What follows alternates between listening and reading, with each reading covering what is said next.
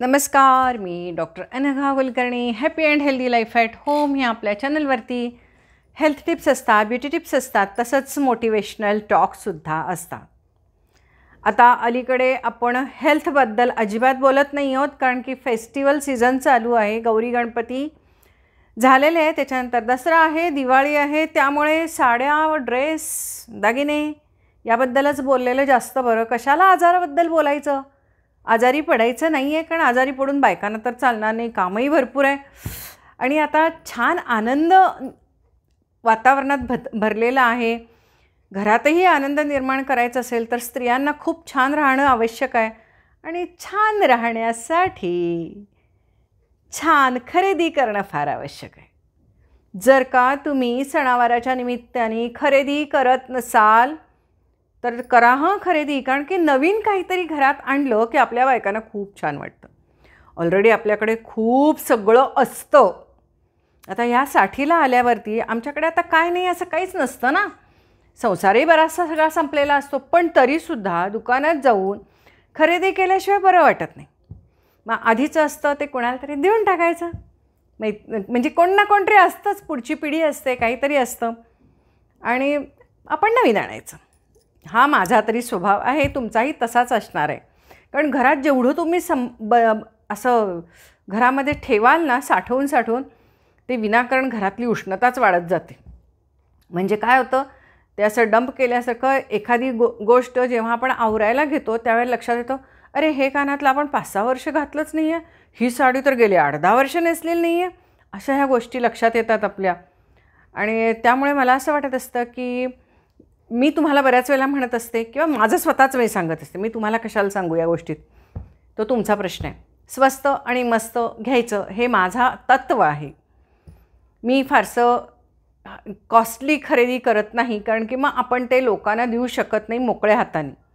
मनापासून आनंदाने देण्यासाठी ते जरा स्वस्तही असलं पाहिजे, कारण आपण काय असं पटकन असं महागड्या साड्या वगैरे देऊ शकत नाही. भलेही त्याचे ब्लाऊज नाही बसले तर आपण दुसरे शिवून घेऊ, पण ती साडी नेसणार नाही मे बी, कारण की आउटडेटेड साडी आपण कशी नेसणार. आता ही जी साडी आहे, ह्या साड्यांची मागच्या वर्षीपासून फॅशन आलेली आहे. ऑनलाईनला तर ह्याच साड्या आहेत. ऑनलाईनला कितीला आहेत मला माहीत नाही. मी तर ह्या 1000ला 3 साड्या आणलेल्या आहेत आमच्या होलसेल साडीच्या दुकानातनं. तिथं काय फक्त साड्या मिळतात असं नाही आहे. तिथं साड्या मिळतात, पुरुषांचे पण कपडे मिळतात, बेडशीट्स पण मिळतात, ब्लाऊज पीस पण मिळतात, ड्रेस पण मिळतात, गाऊन पण मिळतात. सगळं मिळतं, होलसेलमध्ये मिळतं. अगदी खूप लांब गावाहूनसुद्धा लोक टेम्पो करून येत असतात तिथं आमच्या गावातल्या त्या दुकानात. मी नाव नाही सांगू शकत, कारण की इतरही दुकानदार जे आहेत ते माझ्या ओळखीचेच आहेत आणि कशाला आपण एखाद्याचं नाव घ्यायचं आणि बाकीच्यांना दुकानदारांना राग घेऊ शकतो ना. आणि म्हणून मी काही नाव सांगत नाही, पण आमच्या गावातल्या लोकांना हे सगळं माहिती आहे. तर ह्या साड्या मी 1000ला 3 घेतल्या होत्या. आणि तुम्ही म्हणता त्याप्रमाणे बरं का, अलीकडे मला निळाच रंग आवडायला लागला आहे. त्याच्या आधी मला ऑरेंज आणि येल्लो आवडत होता. 1-2 वर्षे ऑरेंज येल्लोच सगळ्या साड्या घेतल्या. त्याच्या आधी गुलाबी रेडच घेतल्या सगळ्या साड्या. मला वाटतं असं काहीतरी आपली मानसिक स्थिती असते, मूड असतो की आपल्याला त्या साड्या. आता अलीकडे मला ग्रीन पण साडी आवडत नाही, मला ब्लूमधले सगळे शेड्स आवडायला लागलेले आहेत. ह्या 1-1.5 वर्षातलं हे सुधारणा आहे. मध्ये 1 वर्ष होतं की मला ग्रीनमधल्या साड्या आवडायच्या, ग्रीन आणि पोपटी. तर आत्ता सगळं ब्लूचं चालू आहे बरं का. आता मागच्या वर्षापासून मी बघायला लागले, मागच्या गणपतीनंतर मी बघायला लागले. गणपती होईपर्यंत ऑरेंज आणि येल्लो घेतल्या साड्या, आणि त्याच्यानंतर मी जेव्हा दुकानात जायची तेव्हा मला ब्लूश साड्या आवडायच्या.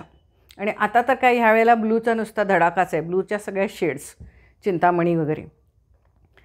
तर आता तुम्हाला माहिती आहे की तुम्ही मागच्या वेळेला मला विचारलं होतं की हे म्हणजे तुम्ही आपले ब्लाउजेस कमी जास्त होतात तर ह्याच्यावरती हे मॅचिंग ब्लाऊज होतं बरं का.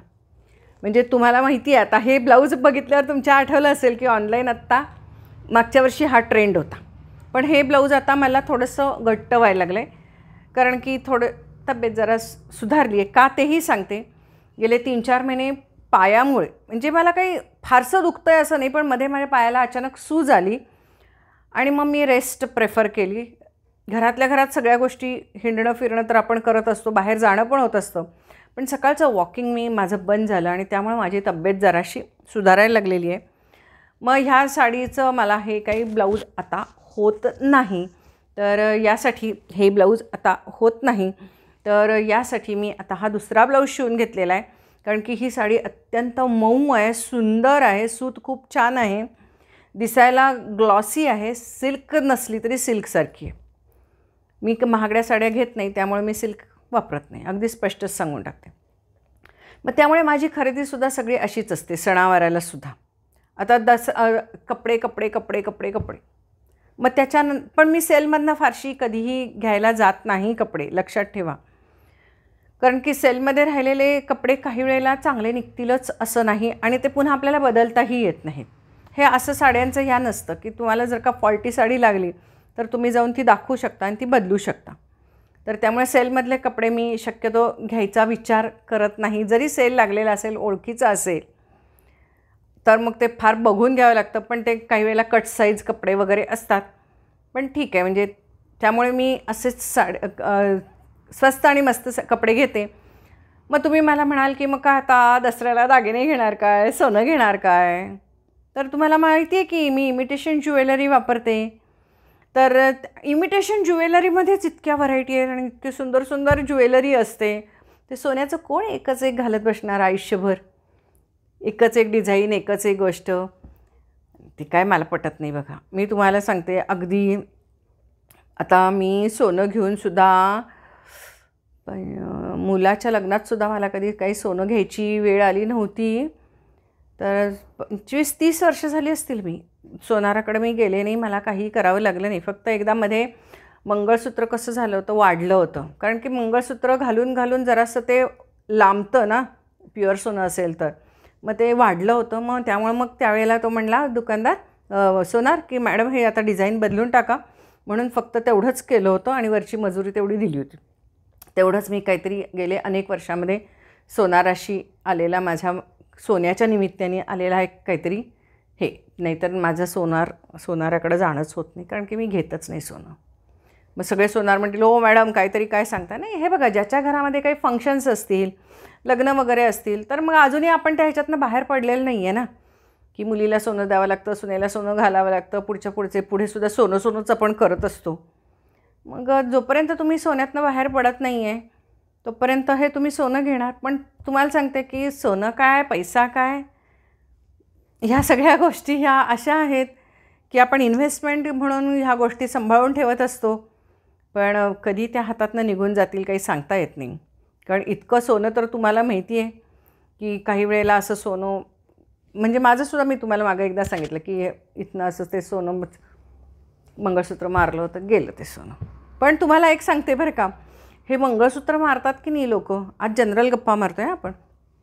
हे मंगळसूत्र जेव्हा मारतात, अक्षरशः मी आमच्या घराच्याच कोपऱ्यावरच होते, खूप माणसं पण होती तिथनं. जराशी पुढे गेले होते तोपर्यंत तिथं ते 2 व्हीलरवरनं मुलं आली, त्यांनी ते फटकन मारलं. पण तुम्हाला गंमत सांगते, त्याने ते असं मारलं असेल ते मंगळसूत्र, इथं ते काहीतरी लागलं होतं, इथं नंतर रक्त येत होतं मला. डीप गेलं असतं तर गेलेच असते मी, इथली शिरच काटली गेली असती. पण नाही, डीप नाही लागत ते पण तेवढे शहाणे असतात. तर त्यांनी असं ते इथं मंगळसूत्र मारलं, तर मंगळसूत्राचा जो इथला तुकडा होता तो त्यांच्या हातात राहिला. आणि फासा असला ना आपला, म्हणजे फासा असला तर मग तो मंगळसूत्र त्यांना मिळत नाही बरं का. कारण असं जेव्हा ओढलं जातं मंगळसूत्र तेव्हा तो फासा असा स्प्रेड होतो, आणि मग त्यामुळे इकडच्या बाजूचं सगळं मंगळसूत्र आणि चेन वगैरे काय असेल ना, तर ती खाली पडते रस्त्यावर. त्यामुळे नक्की लक्षात ठेवा, जरी तुमचं मंगळसूत्र मारलं असेल पण त्याला चेन मागं फासा असला पाहिजे. असा जो फासा असतो की नाही, असा तो असा फासा असला पाहिजे. मोठं मंगळसूत्र असलं ना की मग ते ओढलं जातं आणि घेऊन जातात ते सगळं अख्खं मंगळसूत्र. पण छोटी मंगळसूत्र असेल ज्याला फासा आहे, तर ते एवढाचाच तुकडा त्यांच्या हातामध्ये जातो आणि इकडचा सगळा तुकडा तुम्हाला 100% खाली रस्त्यावर पडलेला मिळणारच. रात्री मारलं असेल हे सगळं, तर दुसऱ्या दिवशी सकाळी जा किंवा तिथे रात्रीच तुम्ही बॅटरी घेऊन बघा, तुम्हाला 100% खाली त्याचे तुकडे, म्हणजे इकडची बाजू अशी पडलेली सापडतेच. आपण घाबरून जातो. ज्याला फासा आहे असं सोनं जर का असेल तर ते जोरात ओढल्यावरती असं खेचलं जातं आणि इकडचाच तुकडा तेवढा जातो, हे लक्षात ठेवा. मोठं मंगळसूत्र असलं तर मग मात्र ते सगळंच्या सगळं त्यांना खेचलं जातं. तर त्यामुळे सोन्यामध्ये मला म्हणजे सोनं घ्यायची इच्छा नाही किंवा सोनं मी घेत नाही. परंतु आपण सोनं इन्व्हेस्टमेंट म्हणून घेतो, पण काय म्हणतात ना त्याला, ते कली सोन्यातनंच आला म्हणे.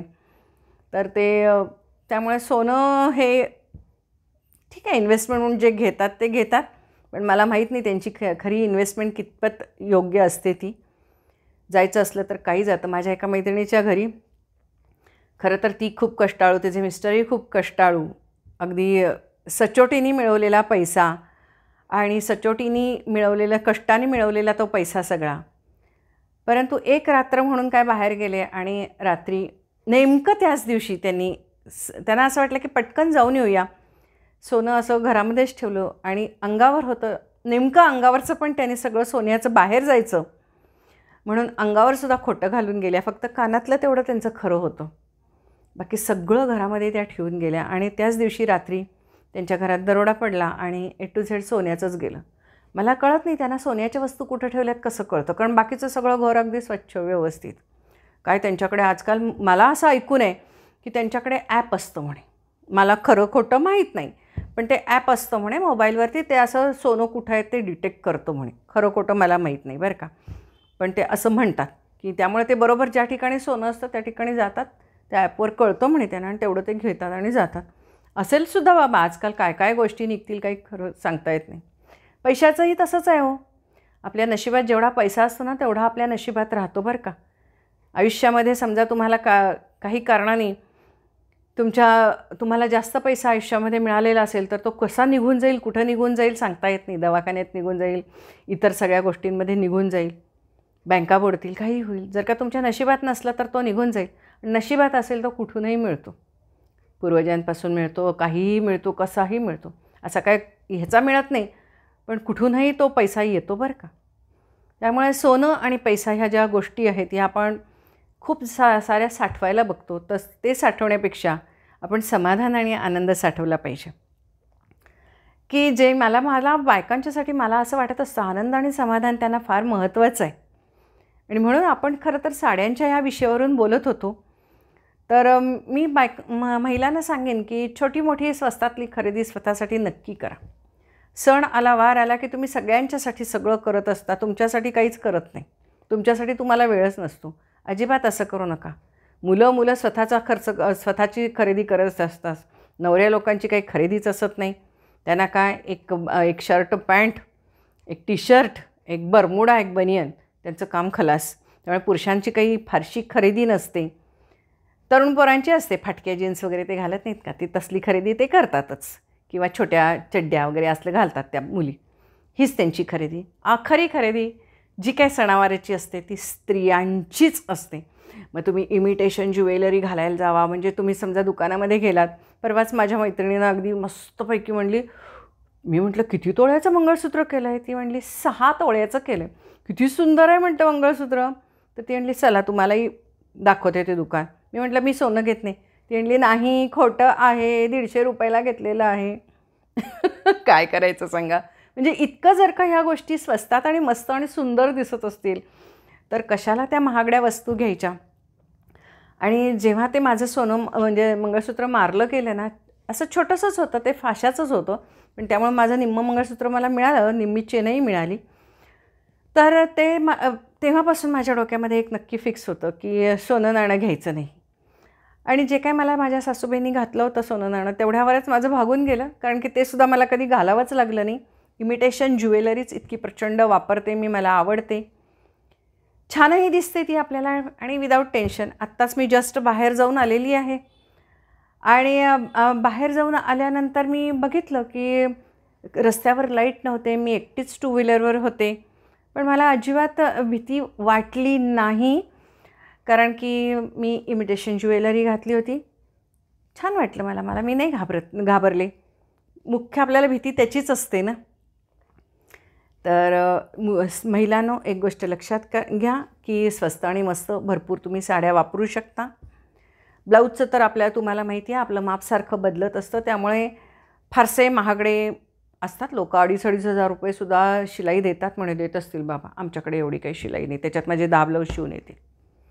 तुम्हाला मी ब्लाऊजची शिलाई सांगितली बरं का आमच्या इथे, कारण तुम्ही विचारत होता मला सारखं किती शिलाई किती. आमच्याकडे एवढीच आहे. तर असतात म्हणजे ब्रँड आणि सुद्धा मोठी मोठी लोकं असतात देत असतील, पण आमच्या टेलरिंग मावशी एवढीच घेतात आणि खूप सुंदर ब्लाऊज शिवून देतात. तुम्ही मला बऱ्याच वेळेला म्हणत असता की मॅडम हात मोठे शिवा, हात मोठे शिवा. तुम्ही छोट्या हातपेक्षा मोठे हात शिवले तर छान दिसेल. उकडतो, वयोमानानुसार आम्हाला उकडत असतं. तर त्यामुळे आम्हाला हे छोटे हात बरे वाटतात. पूर्वी म्हणजे बॉम्बेमध्ये आम्ही होतो तेव्हा आम्ही स्लीवलेसच घालत होतो, पण नंतर ती फॅशन कमी पण झाली. जुन्या पिक्चरमध्ये होती ती, नंतर ती फॅशनही कमी झाली, पण मेगा स्लीव झाल्या. पण मेगापेक्षा जरा ही बरी, म्हणून मग मला हीच स्टाईल मला आवडायला लागली ब्लाऊजची. मला हे मोठे ब्लाऊज तरी तुम्ही म्हणताय म्हटल्यावर आता 1-2 शिवून घ्यावं म्हणायला लागली आहे. बघूया आता शिवलं की सांगेनच तुम्हाला. तर हे 2 जे म्हणजे हे इथपर्यंत घातलं ना प्रचंड उकडतो आणि इथं खाजतो. मग त्यामुळे मग नको वाटायला लागतो आणि आम्हाला बांधून घातल्यासारखं होतं. विशिष्ट वयानंतर हे सगळे परिणाम होत असतात. तर आणि एक तुम्ही मला प्रश्न विचारला होता की मॅडम तुम्ही जुन्या साड्यांचं काय करता? तर जुन्या साड्या ज्या मऊसूत असतात, मऊ छान असतात अशा आणि त्या मी ठेवते. परंतु बऱ्याच वेळेला काय होतं की सीझनल साड्या म्हणून घेतल्या जातात किंवा मग काही वेळेला टोचक्या साड्या असतात. एखादी जर आपल्याला टोचायला लागते. काही वेळेला आपल्या शरीराचं हे बदलत असतं सारखं. तर मग काही वेळेला एखादी जर टोचायला लागते, एखादी साडी नको वाटायला लागते, एखाद्या साडीचं सूत गरम व्हायला लागतं, करंट मारल्यासारखं व्हायला लागतं किंवा काही वेळेला त्याचे जो काठ असतो तो काठसुद्धा टोचायला लागतो. इथं टोचतो हा बऱ्याच वेळेला काठ. म्हणजे असे काहीतरी प्रकार होत असतात. मग अशा ज्या साड्या आहेत त्या चांगल्याच असतात. म्हणजे काय फारशा एक 7-8 वेळासुद्धा वापरलेल्या नसतात. मग आपण त्या कुणालाही देऊ शकतो. टाकायचं नाही, देऊ शकतो. आनंदाने वापरणारी खूप सारं माणसं असतात, बायका असतात. तर त्यामुळे मी अशी देत असते. आणि मी माणसं का म्हटली मी तुम्हाला सांगते की काही वेळेला कसं असतं की काही गवंडी, माळी किंवा इतर काही कोणी ना कोणीतरी असतं आपल्याकडे. काही वेळेला काम आपण काढलेलं असतं तर किंवा मग दुसऱ्यांच्याकडे काही वेळेला स्लॅबची कामं चालू असतात. मग अशा वेळेला आपण त्या स्त्रियांना जर का विचारलं की काही तुम्हाला साड्या हव्यात का, तर त्या आनंदाने घेऊन जातात. मी बघितले. त्यामुळे मी माणसं म्हटलं. कारण की समजा खूप जणं असतात की पेंटर असतात, हे असतात. मग मी तर अशा बऱ्याच वेळेला दिलेली आहेत बरं का. आता अलीकडचे पेंटर ते खूपच वेल्दी झालेले आहेत, ती गोष्ट सोडून द्या. पण त्यांच्या हाताखाली जी माणसं असतात ती अगदी आनंदाने या गोष्टी घेऊन जात असतात. आणि मी अशा माझ्या जुन्या साड्या देऊन देते. आणि दुसरी गोष्ट म्हणजे मी काही फिरायला गेले, तीर्थक्षेत्राला वगैरे गेले, तर त्या ठिकाणी मी माझ्या अशा ह्या साड्या घेऊन जात असते. आणि त्या ठिकाणी तिथं जे कोणी आपण म्हणतो की जे बसलेले असतात त्यांना मी ह्या साड्या देत असते चांगल्या असलेल्या. आणि ते उशांचे आभरे, लोटचे कवर, यऊ त्यू ह्याही गोष्टी तुम्ही खूप वापरू शकता. पडदे करू शकता. पूर्वी ह्या सगळ्या मी गोष्टी केलेल्या आहेत, पण हल्ली मी त्यातून बाहेर पडलेली आहे. कारण हल्ली ह्या सगळ्या गोष्टी माझ्याच्यानं होत नाहीत. पण पूर्वीच ह्या गोष्टी सगळ्या केलेल्या आहेत, त्यामुळे पडदे याच्या आपण करतो. तुम्ही म्हणता मॅडम दाखवा. ज्यावेळेला ते पडदे लावीन ना त्यावेळेला मी दाखवेन. आत्ता ते पडदे नाही आहेत, दुसरे पडदे आहेत. जेव्हा मी ते पडदे लावीन त्यावेळेला नक्की तुम्हाला दाखवेन. तर अशा पद्धतीने हा आपल्या गप्पांचा हा सेशन होता, ज्यामध्ये आपल्या जीवाभावाच्या खूप साऱ्या गप्पा होत्या. पुरुष लोक म्हणणार मॅडम हे असलं कसलं काय हल्ली गप्पा मारायला लागल्या आहे. पण पुरुषांनीसुद्धा अशा गप्पा ऐकल्या पाहिजेत. कारण की तुम्हाला बायकांची मनं कळली पाहिजेत. तुम्हाला बायकोचं मनच कळत नाही आणि मग त्यामुळे बायका रुसतात हो, नाराज होतात. एवढं त्या घरासाठी करत असतात, तर पुरुषांनी त्यांचं कौतुक केलं पाहिजे. त्यांच्या आनंदाचा विचार केला पाहिजे. स्त्री पुरुषाचा विचार करते, पुरुषांना कपडे आणते, पुरुषाच्या जेवणाखाणाचा विचार करते, तब्येतीची काळजी करते. पण पुरुष एवढं स्त्रीची काळजी करतो का, हाही एक विचार करण्यासारखा विचार आहे. फार कमी टक्के लोक असतात की जे स्त्रियांची काळजी करतात. बाकी बेपर्वा वृत्तीने वागतात, बेजबाबदार वृत्तीने वागतात किंवा बेफिकरीने वागतात स्त्रियांच्या बाबतीमध्ये. हे मोस्ट ऑफ दी पुरुष हे असेच असतात. ते बायकांना फारशी किंमत देत नाहीत किंवा त्यांना ग्राह्य धरतात ते की नाही आपल्या बायकोला काही होतच नाही असं धरतात किंवा तिचं ती मॅनेज करते असं ग्राह्य धरतात. पण तसंही करू नका. तर पुरुषांच्यासाठी मुद्दाम की बायका आजकाल कमावते आहेत, मिळवते आहेत, त्या तुमच्यासाठी खरेदीवरती वगैरे अवलंबून नक्कीच नाही आहेत. पण घरात सुखाने, समाधानाने आणि आनंदाने राहणं हे तुमचं काम आहे. वेळप्रसंगी थोडीशी मदत करणं आणि जबाबदारीनं वागणं हे तुमचं काम आहे. सणावाराला पुरुषांच्या अंगात येतं. मी बोलले हे शब्द तर तुम्हाला राग येईल पुरुषांना, पण मी बऱ्याच ठिकाणी बघत असते सणावाराच्या दिवशी नेमके पुरुष भांडण काढतात. बऱ्याच घरांमध्ये मी बघितलेलं आहे. स्त्री राबते आनंदासाठी पुरुषाच्या आणि घराच्या आणि कुटुंबाच्या, पण पुरुष काहीतरी कारण काढतात. थोडा हे बघा जास्त पैसे लागत असतात, पण स्त्रियाही हल्ली मिळवत असतात, पण पुरुष कुठला राग कुठंतरी काढतात, स्त्रीवर काढतात आणि मोठमोठ्याने घरात भांडतात. मी बऱ्याच ठिकाणी ऐकलेलं आहे. आम्ही जेव्हा बाहेर जात असतो येत असतो आणि सणावाराच्या काळामध्ये तर म्हणून मी तुम्हाला म्हटलं की पुरुषांच्या अंगात येतं, कारण की स्त्रीनं खूप कष्टाने ह्या सगळ्या गोष्टी केलेल्या असतात. सणवाराच्यासाठी घरात तयारी केलेली असते, आनंद निर्माण करण्यासाठी प्रयत्न केलेले असतात, चांगला स्वयंपाक केलेला असतो, राबत असते, कष्ट करत असते, पण पुरुषाला मात्र ह्याची जाणीव नसते, कारण की त्यानं ह्या सगळ्या गोष्टी केलेल्या नसतात. आणि त्यामुळे तो स्वतःचा जो फ्रस्ट्रेशन असतो, राग जो असतो, तो या दिवशी रिकामा असतो ना, त्याला सुट्टी असते, त्यामुळे तो या दिवशी तो फ्रस्ट्रेशन काढत असतो. तर जाणून बुजून मी आत्ता हा विषय घेतला की स्त्रियांच्या आनंदाचा तुम्ही विचार करा. तुम्ही इतकेही स्वार्थी बनू नका की स्त्रियांना तुम्ही गृहीत धरायचं आणि स्त्रियांच्या कामाला किंमत द्यायची नाही, इतकेही तुम्ही स्वार्थी बनू नका बरं का.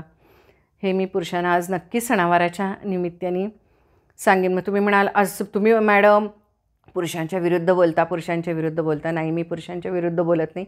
चांगले जे पुरुष आहेत किंवा जे चांगले टक्के जे पुरुष आहेत त्यांच्यासाठी नाही आहे, पण जे जास्तीत जास्त लोक असं करतात त्यांच्यासाठी मात्र मी नक्की सांगेन की पुरुषांनी हा विचार केला पाहिजे. मग तुम्ही म्हणाले हा विचार करायला ते पुरुष हा व्हिडिओ ऐकणार आहेत का? नका ऐकेनात, पण कमीत कमी स्त्रियांच्या तर मनामध्ये ह्या गोष्टी राहतील की खरंच हे पुरुष असं करतात. या गोष्टी ह्या स्त्रियांनाही समजल्या पाहिजेत, कारण की स्त्रिया बऱ्याच वेळेला स्वतःच्याकडे इतका कमीपणा घेतात आणि पुरुषांचीही अरेरावी सहन करतात. तर हळूहळू मी नक्कीच म्हणेन की स्त्रियांनी कमवतं बनलं पाहिजे, स्वावलंबीनी बनलं पाहिजे. मानसिकदृष्ट्या, शारीरिकदृष्ट्या, आर्थिकदृष्ट्या त्यांनी स्वतंत्र व्हायचा प्रयत्न केला पाहिजे. म्हणजे आपोआपच तुम्हाला हे जे इमोशनलसुद्धा भावनिकसुद्धा तुम्ही स्वतंत्र व्हाल, कारण की आता तुम्ही खूप डिपेंडंट असता पुरुषांच्यावरती आणि त्यामुळे ते असं करू शकतात असं मला तरी वाटतं. हे छोटे छोटे जे अनुभव असतात ते की तुमच्या कमेंटमध्येच ह्या सर्व तुम्ही गोष्टी लिहिलेल्या असतात आणि मला दरवेळेलाच काही असं क्वेश्चन आन्सरचा असा सेशन घेता येत नाही, पण ह्या सणावाराच्या निमित्ताने या सर्व गोष्टी मला सुचल्या आणि म्हणून मी तुमच्याशी ह्या सर्व शेअर केल्या. तुम्हीसुद्धा तुमचे अनुभव यामध्ये कमेंटमध्ये लिहा. व्हिडिओ थोडेसे आपले मोठे असतात, मलाही मान्य आहे, पण ह्या गप्पा असतात, हे विषयच असे आहेत की मी पॉईंट टू पॉईंट नाही बोलू शकत. आणि हा आमचा जिव्हाभावाचा म्हणजे जिव्हाळ्याचे हे सगळे विषय असतात, त्यामुळे थोडेसे व्हिडिओ मोठे असतात, पण तुम्हालासुद्धा ते ऐकायचेच असतात ना, कुठे बघायचे असतात माझे व्हिडिओ. त्यामुळे जरा निवांत ऐकत जावा. टी व्ही बघतो त्याप्रमाणे काम करता करता तुम्ही किचनमध्ये हे व्हिडिओ लावून तुम्ही ऐकू शकता आणि आपण गप्पा मारू शकतो, असं मला तरी वाटतं. कसा वाटला आजचा व्हिडिओ? आणि करा बरं का, स्वतः मुद्दाम जाऊन खरेदी करा, स्वस्त आणि मस्त भरपूर खरेदी करा. जेवढी खरेदी जास्त तेवढा आपला आनंद जास्त.